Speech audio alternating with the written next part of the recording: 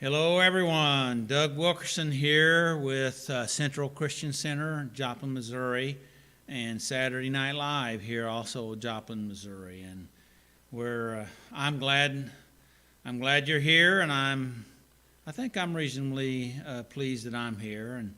And so I just want to say good Thursday afternoon. Seems to be reasonably pleasant. I came out of the office and saw that it had been raining a little bit, but we've had plenty of rain. But my grandson is anxious to start getting in the swimming pool, so I know that's coming up, even though we've already got in before, and it was like 60-some degrees water temperature. So anyway, it was a little chilly, but other than that, it's great. But I'm glad you're here, and this is Doug with an encouraging word for you, and hopefully it will be encouraging because it's I want to make you think. I want you to think and maybe think a little differently than you have, and I think if you think differently, then you'll live differently, feel differently, believe differently.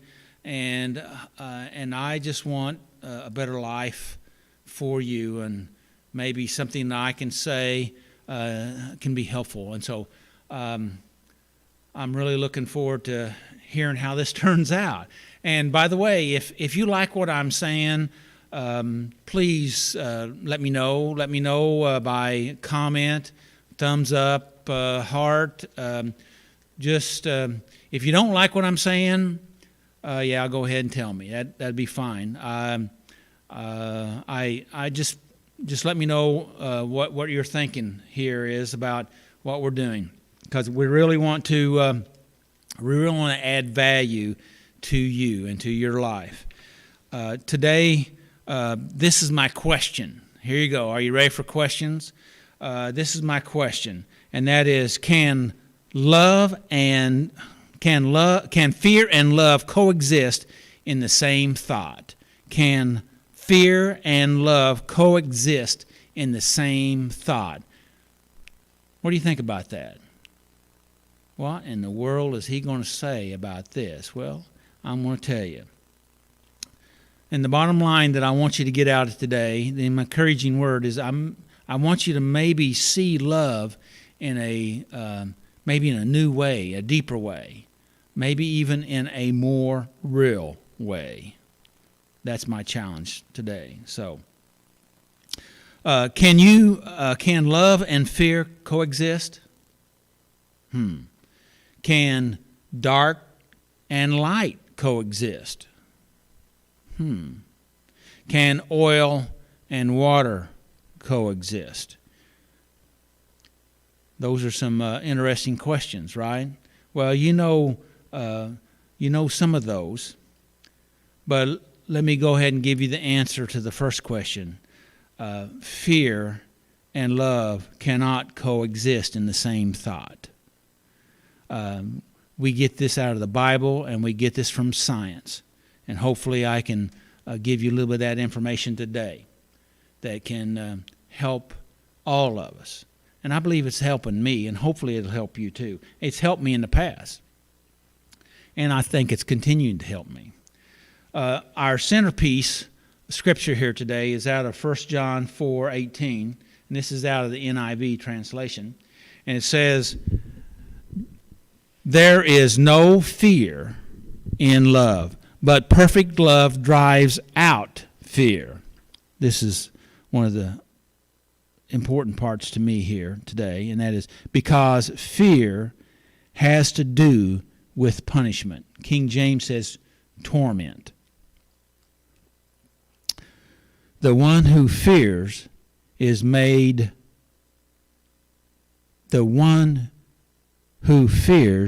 not made perfect in love. Now I have a little illustration here for you. Hopefully you like illustrations. And what I have here is I have some water that's colored. I have some soap that's colored. It's green. I don't know if you can see it. Can you see that all right? I'm going to tip it up there so you got green you got water that's red, and then you have some oil right on top. You see that? And they're all in their own spaces. They all seek their own levels of here in this vase, and it's as in well, they're a little mixed up because I just made this, so it's a little bit, but generally as given time, they will all separate, and you all understand that. But in life, things get shook up, and things get worked up, and things get mixed up. Wow, look at that. It's all mixed up. And that's how life is oftentimes when we're dealing with, we're going to stick it close to just love and fear. But given time, all these things will settle and come back and find their own level. Now, love has its level, and fear has its level. And you know, if you just think about fear and anger and anxiety, that's heavy. In fact, in Proverbs, and I taught on this here a month or so ago, is that anxiety in the heart of a man weights him down. It pulls you down. It weights you. It's heavy. But a good word makes him glad. A glad heart lifts him up. It's light. And love brings you up. And so today I just want you to recognize that we don't have to be weighted down. It is our choice, even though a lot of us didn't realize we had that choice, and some of you still don't know that you have that choice, but you do. You do. I want to go back to 1 John 4:18. This is out of the Amplified Bible. And so there's some things in here, the way that this translation says it that I really like. And it says, "There is no fear in love. Dread does not exist." Now that's a real strong statement. Dread does not exist. Where does it not exist? It does not exist in love. Okay? But perfect, complete, full-grown love drives out fear. Wow, that's a strong statement. It drives out fear, because fear involves the expectation of divine punishment. Whoa. Because fear involves the expectation of divine punishment. Wow. Think about that. For the one who is afraid of God's judgment is not perfect in love. Those are some pretty strong statements. I like this out of the New Living Translation. It says, "Such love has no fear, because perfect love expels all fear." Man, just like the oil expelled from the water and the oil, from the soap, it pushes. They start pushing themselves apart. Yes, they don't combine. They are separate, but then they start pushing themselves apart, coming into their place.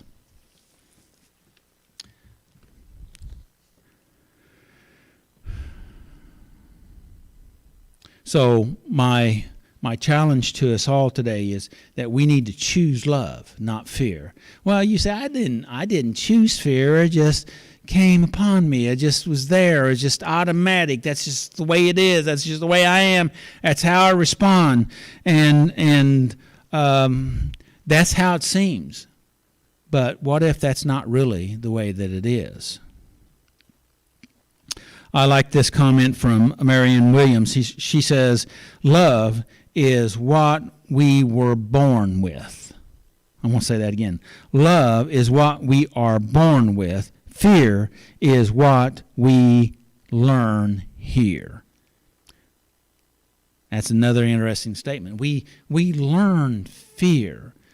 Well, think about it now. If God is love, and if all of His love, and if He created us in love, then what we've done, we've learned fear here in this earth. And boy, it's hard to unlearn some things that we've learned. We all know that, right?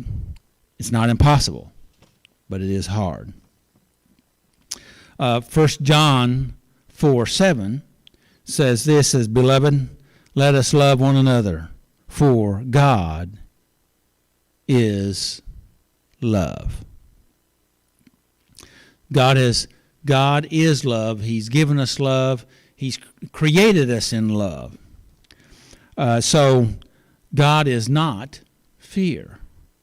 We know this out of 2 Timothy 1:7. It says, for God has not given us a spirit of fear, but of power and love and a soundness of mind. He's not given us a spirit of fear. So if we realize that we have an option, we have a choice, we can make a new choice if we're overwhelmed with anxiety and fear and stress, anger, then if we realize we do have a choice. There was a day in my life I didn't know that I had a choice. I thought I am what I am and that's all that I am and I'm stuck with that. But that's not the truth. We can make a different choice. It's not easy, but it is healthy. The brain has an area in it that's called the amygdala. The amygdala is designed to help us. It's there for our survival mechanism. It's our survival part of our brain. They say that the amygdala has a more direct route to our into our system, and that the brain waves travel faster in the amygdala into our system. And it actually says the amygdala also shuts down other parts of our brain. And you've heard me say this before, that one writer says that when we get overwhelmed and our amygdala comes online, it shuts down our other parts of our brain. It actually causes us to be dumber because you're not able to think. Because you don't need to think in survival, you just have to do what you need to survive. But the trouble is, we all live now in this day and age, we live totally in survival. And we're in that fight or flight or flee type mechanism all the time. And so we're overwhelmed with stress because everything's a threat. And if everything's a threat, then we stay wound up all the time, emotionally anxious. Some so much so that they call it PTSD, and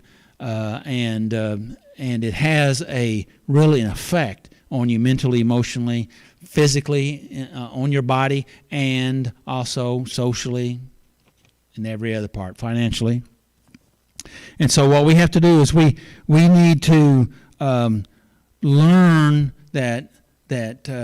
that we need to help ourselves. And what I'm talking about here today is God's love, to be able to come into that place of rest. If you can't rest, if you can't come into peace, because you're staying in that stressful state all the time, then your body and mind and emotions is going to be continually affected, because whatever's the weakest is going to be affected the most. So, what we need to do is we need to find a safe place. And that's here a few weeks ago, that's when I talked about the secret place of the Most High and coming into that place. Hopefully, a little bit more of this information can help you in that area. Elizabeth Kubler-Ross said this many years ago. In fact, I studied this back in the 70s. and I thought it was very good then, and has really affected my life since then. And she said this, she says, there are only two emotions, fear and love. From love flows happiness, contentment, peace, and joy. From fear comes anger, hate, anxiety, and guilt. So that you understand, she's saying there's only two primary emotions, and everything else flows out of one of those two. And she says actually there's only love and fear, and that you can't feel both of those feelings, love and fear, at the same time. You're either in one or the other, because they are opposite. Elizabeth Kubler-Ross. Another great philosopher that many are familiar with, maybe more so than Elizabeth Kubler-Ross, is John Lennon. You know John Lennon. He said this. He says, there are two basic motivating forces, love and fear. He said, you'll either be in fear and pull back from life, or you'll be in love and you'll open up with passion and excitement and an acceptance. John Lennon. Neville Garter, which is a minister from the 30s, 40s, 50s, and 60s, he made this statement that I really like, and so listen tight to this. He says, see yourself from the state. State is basically, we're using this term state not as like Missouri and Kansas and Oklahoma, but we're talking about mental emotional state, physical state, spiritual state, more of those things, but primarily we're looking at emotional state right here. He says, thinking of the state versus thinking from the state. Oftentimes we think of something, we think about it, and I'm going to give you some more illustrations here in a minute, thinking about something, and what he's saying is, instead of thinking about it, he's saying be in it. He goes on to say it in a couple of different ways. And he says, don't think of it, see from it. I like that one. Next one is living from it versus thinking of it. So what we need to do is we need to be in that. I had this illustration come to my mind this morning about swimming, talking about swimming earlier, and you can think about or remember a time that you were swimming. You can just remember it, or you can actually put yourself back in the memory, and you could actually feel the water, remember how the temperature, how it felt, the current, the wind, how your surroundings were around you, whether it was shady or sunny, and just the day. Or I had folks, that some of their safe places, or where they like to go to relax mentally and emotionally, is like to the beach. I know my brother Greg and sister-in-law, they like to go to the beach. They like to be there, and they like to be able to lie on the beach and see the water and feel the water and smell the salt and you can go to the beach and be right here in the middle of the country. Because you can actually then feel what you have felt, which is so important, and that changes your mental state, it changes your emotional state, and it also can affect your physical state. One more illustration on that to try to help, and that is that you can go to a movie and you can watch it as a spectator. You can observe the movie. Or you can go to the movie and you can be a participant, because you can emotionally get into the movie. You can feel it, because they designed the movie to connect with you emotionally, with the colors, the sound, to help you to relate with what's going on, so you could get more connected with it. And they do that on purpose, and to be able to get you involved and to put you in a different state of mind and emotion. And when you leave the theater or you stop watching the movie, you can carry that state with you. And we do that all the time, whether we realize it or not. So Goddard says the secret is feeling the feelings. Feelings is the secret. So what we need to do is we need to feel. And one of the best tools to help us to do that is gratitude. And gratitude can stir up our love. And gratitude is that we don't create something, say that we should be grateful for or love, but that we remember things that we are grateful for. We feel again what we've already felt and stir that up. And when you do that, that changes how you're thinking, that changes how you feel, that changes your chemistry in your body.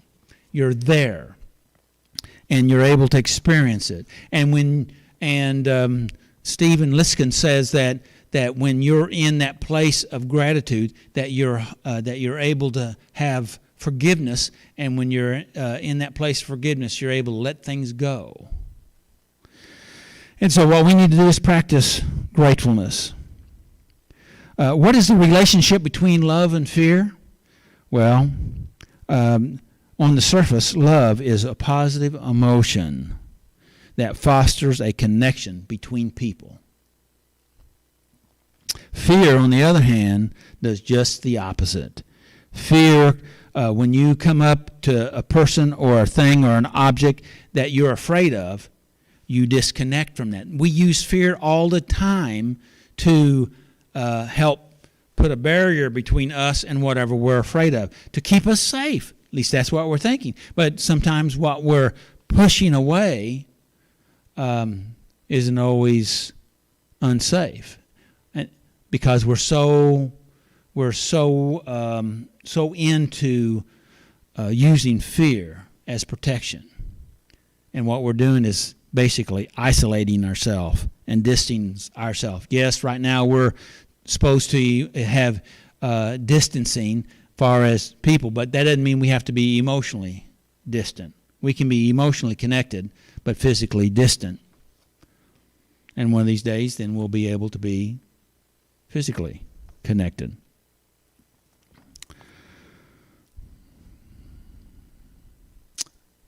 Dr. Martin Luther King Jr. said this, and I like this. He says, darkness cannot drive out fear.